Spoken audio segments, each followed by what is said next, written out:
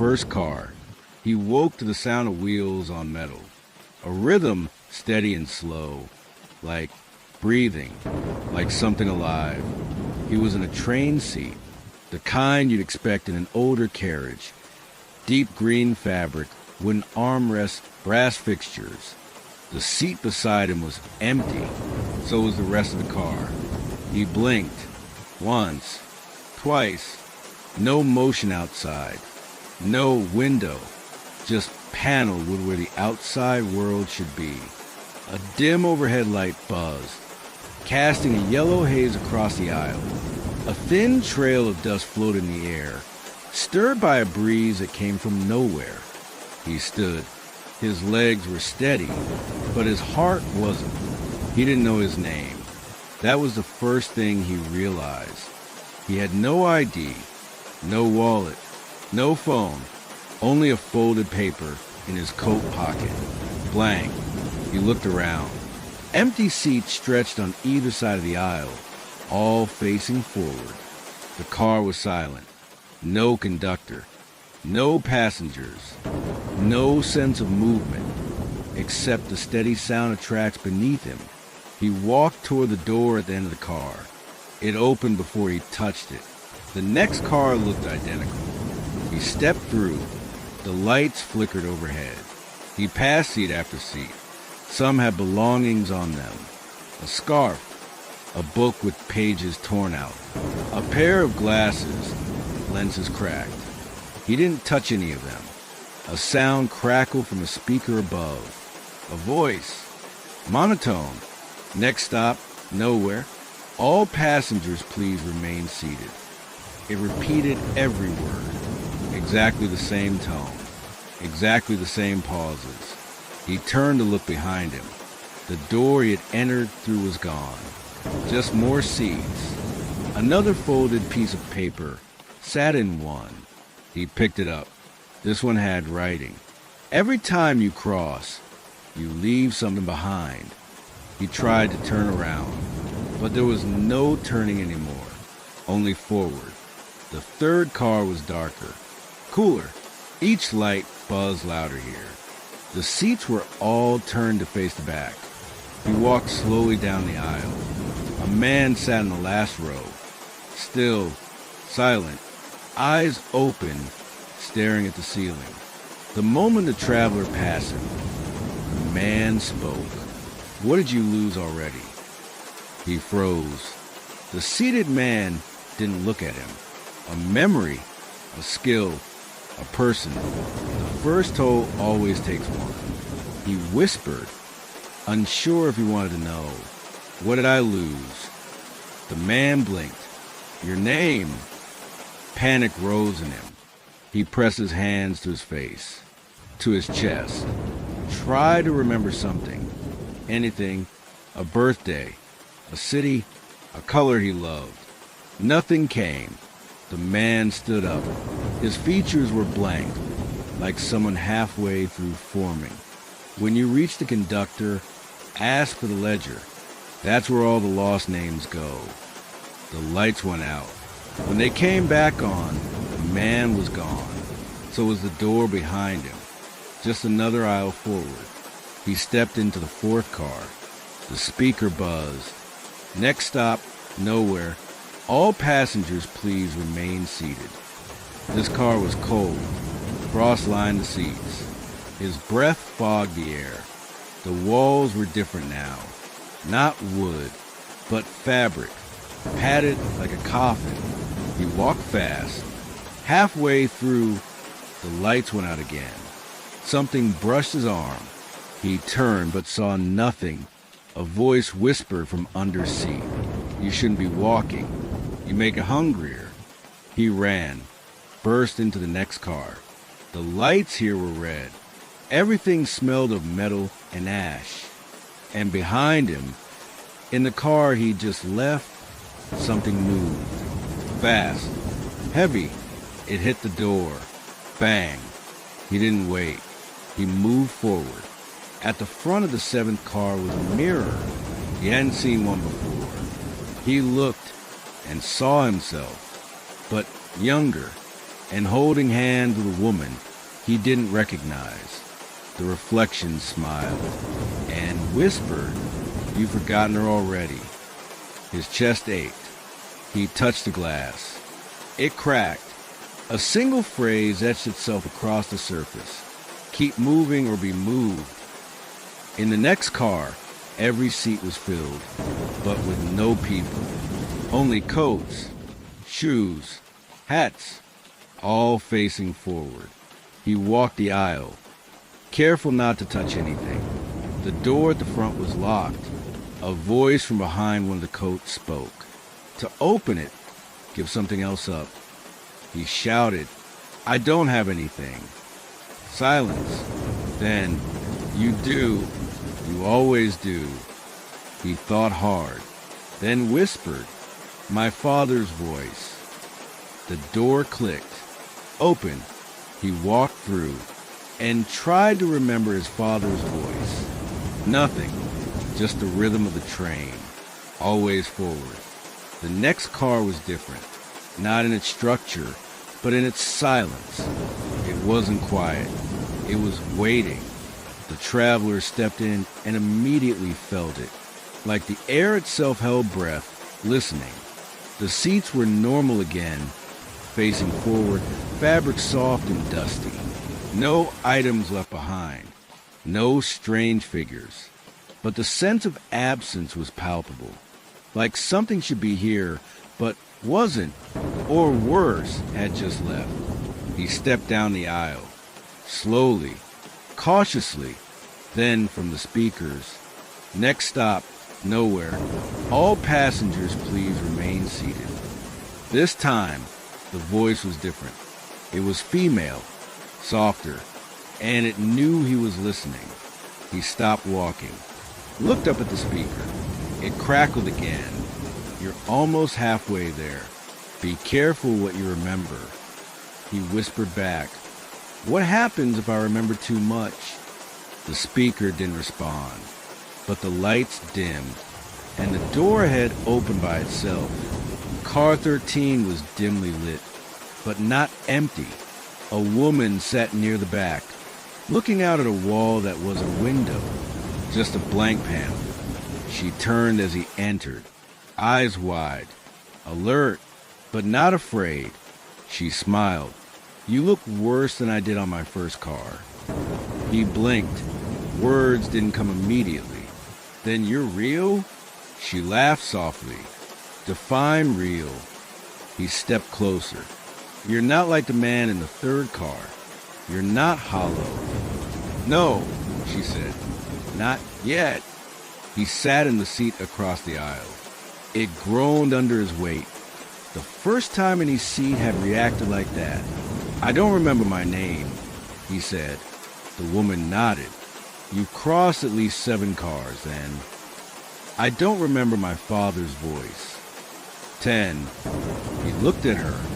She was older than him, maybe mid-30s. Her hair was tied back. Her clothes looked like they belonged to another decade. "What did you lose?" he asked. She looked at the ceiling. "My laugh. My brother's birthday. A scar I got on my ankle when I was 9. They sat in silence for a while. Then she said, "My name's Nora, I think." He smiled. "That's something. I say it every morning," she said. "Just in case it's the last time I remember it." He swallowed. "Why are you still here?" She shrugged. "Because the conductor hasn't opened the last car for me yet. Or maybe I'm still deciding if I want to go through it." "What's in it?" She didn't answer right away. Then, not a destination, just a choice. She stood. "Come on, I'll walk with you a few more cars." They opened the next door together. The car beyond was pitch black. "I hate this one," Nora said. They stepped in. The door closed behind them. Total darkness. Then, voices. Thousands of them. All whispering the same sentence over and over. You weren't supposed to wake up. He felt pressure in his ears, in his chest. The whispers weren't words. They were weight, like the truth trying to push its way inside. He reached out and found Nora's hand. She gripped his tightly. "Don't believe them," she said. "They're just reflections." They moved forward, blind, guided only by the feel of their feet on the metal floor. The air grew thicker with every step. Then, without warning, the whisper stopped. A light flickered ahead, and they emerged into the next car. This one looked like a restaurant car, polished with tables, hanging lamps, plates of food on every table. Perfect, steaming, smelling delicious. He felt hunger rise in his stomach like fire. Nora pulled him back. "Don't eat anything." He stared. "Why?" She pointed to one of the booths. A man sat there, or what had once been a man. His mouth was full, his eyes were empty, and his hands were sewn to the tablecloth. "Some meals are memory," she said. "You feed, and you forget everything but the taste."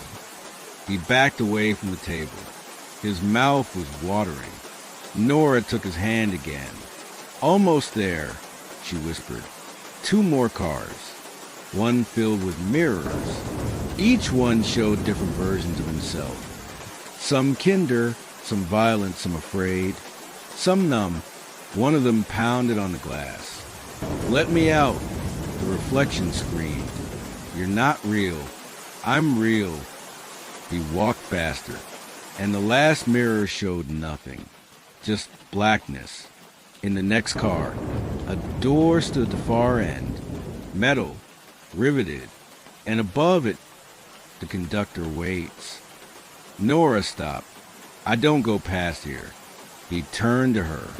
"Will I see you again?" She smiled. "If you remember me." He stepped to the door. It opened before he touched it. Inside was a room of clocks, and in the center, a figure in a black coat, hunched over a leather-bound book. The conductor. The door closed behind him with a hiss like steam. The room was silent. Clock faces covered every wall. Hundreds of them, none showing the same time. Some ticked forward, others backward. A few didn't move at all, and others spun endlessly, their hands a blur. In the center of it all sat the conductor. He didn't look up. He wore a long black coat that brushed the floor, and his gloved fingers traced the pages of a massive book, thick, ancient, bound in dark leather that looked like it had been stitched together by hand. The words inside shifted and moved as though written in liquid ink. The traveler approached. I don't remember my name." The conductor turned a single page. Slowly. "You traded it," he said. His voice was dry, but not cruel. "For what?" The conductor looked up. His face was not a face. Where eyes should have been were spinning clockwork gears. Where a mouth should be, a flat brass plate. He gestured to the book. "Names of the first home. Yours was taken in the 3rd car. Can I get it back?" The conductor paused, then said, "If you can find it among the others." He turned the book toward the traveler. Rows upon rows of names, some in languages he didn't know, some blurred beyond recognition.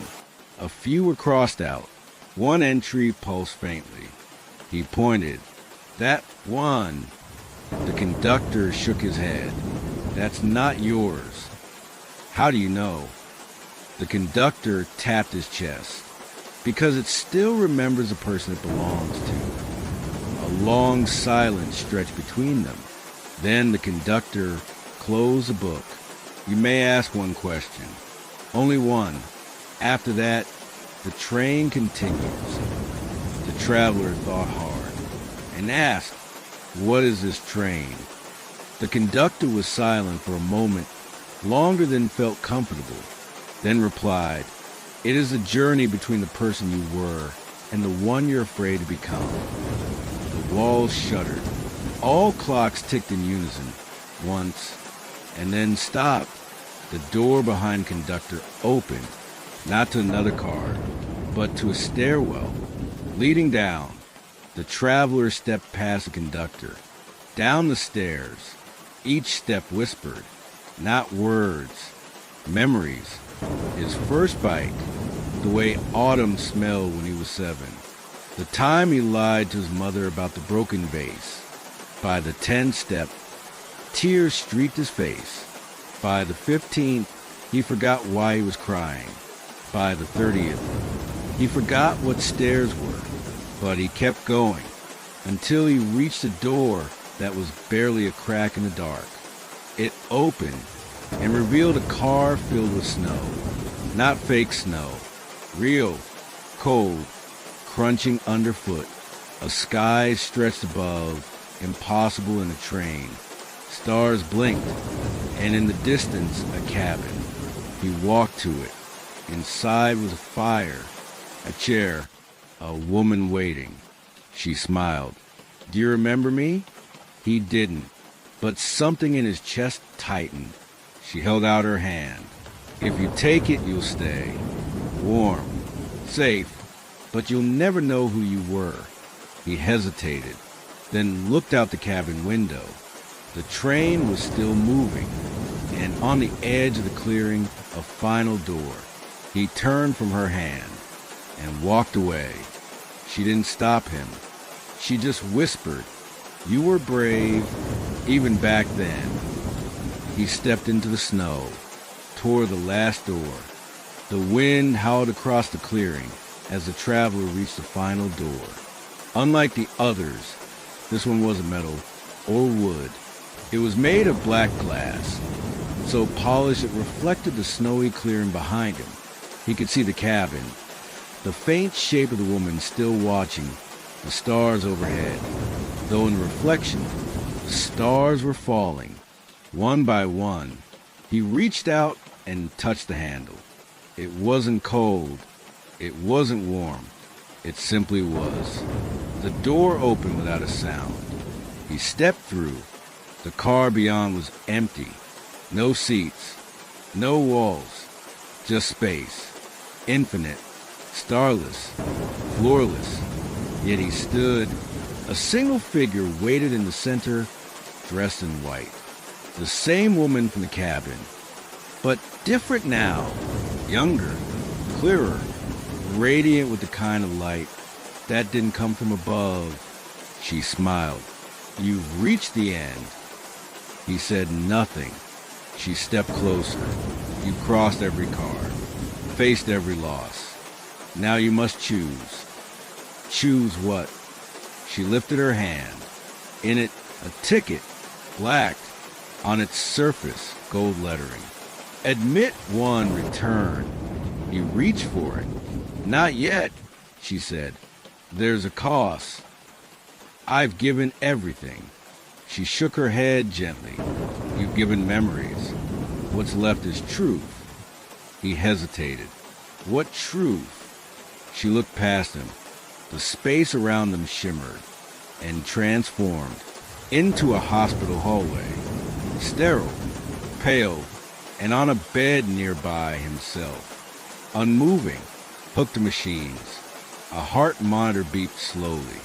Steady, then slower, and slower. I'm dying, he whispered. The woman nodded. You were in a coma. Car crash. On the edge of letting go. This train was the journey through letting go. Most don't make it this far. He looked at his hands. I thought I was dead.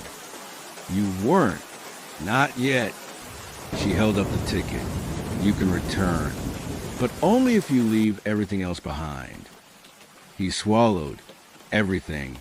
Your time here. Your name. Nora. The cabin. The man in the third car. Me. He looked at the hospital bed. His chest rose once, then stilled, then again, faint. You can choose peace, she said, or pain. He reached out, took the ticket. The train shuddered. A deep, resonating sound like finality. Light engulfed him. Not blinding. Soft, gentle. He opened his eyes.